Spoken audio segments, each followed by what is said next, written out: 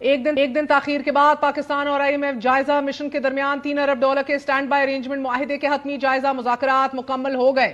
ابھی fair well dinner بھی اختتام کو پہنچا ہے اور آئی ایم ایف مشن اب روانگی اختیار کرے گا، جس کے بعد اقتصادی اور مالیاتی پالیسیوں یعنی کہ MEFP دستاویزات یادداشت کو حتمی شکل دی جائے گی۔ یہی نہیں، امید یہ بھی کی جا رہی ہے کہ آئی ایم ایف کی جانب سے آج رات کسی بھی وقت اعلامیہ جاری کیا جا سکتا ہے۔ وزارت خزانہ ذرائع کا یہ دعویٰ ہے کہ جلد آئی ایم ایف کے ساتھ مذاکرات طے پا جائیں گے۔ ذرائع وزارت خزانہ آئی ایم ایف کے متعین کردہ سہ ماہی اہداف کامیابی سے پورے کرنے کا دعویٰ کر رہا ہے، لیکن آئی ایم ایف نے ان بیانات پر ناپسندیدگی کا اظہار کرتے ہوئے کہا ہے کہ مذاکرات کے حتمی نتیجے تک پہنچنے بغیر بیانات قبل از وقت ہیں۔ مذاکرات کی کامیابی پر پاکستان اور آئی ایم ایف کے درمیان سٹاف سطح معاہدہ ہوگا اور جائزہ mission I M F executive board کو $1.1 ارب کی قسط پاکستان کو جاری کرنے کی سفارش کرے گا۔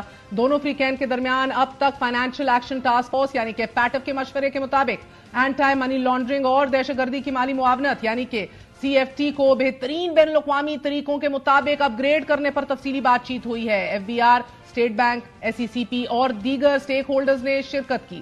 ساتھ ہی سرکاری اہلکاروں نے اور ان کے اثاثوں کی دستاویزات اور بینکوں کے ڈیٹا تک رسائی سے متعلق بھی فیصلہ کیا گیا کہ بینک FBR کے ساتھ ڈیٹا شیئر کرنے کے پابند ہوں گے، لیکن اس بات کے لیے معیاری پروٹوکول ہوں گے کہ کون کس حد تک اور کس فارمیٹ میں ڈیٹا تک رسائی حاصل کر سکتا ہے تاکہ اس کو عوام کے سامنے لائے جانے سے بچایا جا سکے۔ مخصوص مقدس دفتر سے متعلق کچھ رعایتیں بھی ہوں گی، لیکن یہ چھوٹ بہت محدود ہوگی۔ اس کے علاوہ پاکستان نے آئی ایم ایف مشن کے ساتھ بجلی اور گیس کے شعبے کے گردشی قرضے کو مکمل منجمد کرنے کے حوالے سے بھی تفصیلی منصوبہ شیئر کر لیا ہے۔ اسی طرح FBR کے ڈیجیٹلائزیشن، ریئل اسٹیٹ سیکٹر کے لیے ٹیکس نظام کو بہتر بنانے، ریئل اور ہول سیل دونوں شعبوں کے مؤثر ریگولیشن کے لیے صوبوں کے ساتھ ہم آہنگی، ریٹیلرز کو بھی لازمی رجسٹریشن کے ذریعے ٹیکس نیٹ میں لایا جائے گا۔ ذرائع کے مطابق 5 بڑے شہروں کے ریٹیلرز کو ٹیکس نیٹ میں لایا جائے گا۔ اس مقصد کے لیے دوست ایپ کو مؤثر طریقے سے استعمال کیا جائے گا۔ ریئل اسٹیٹ ٹرانزیکشنز میں نان فائلرز کے لیے ٹیکس کی شرح میں خاطر خواہ اضافہ کیا جائے گا اور تمام ریئل اسٹیٹ سوسائٹیز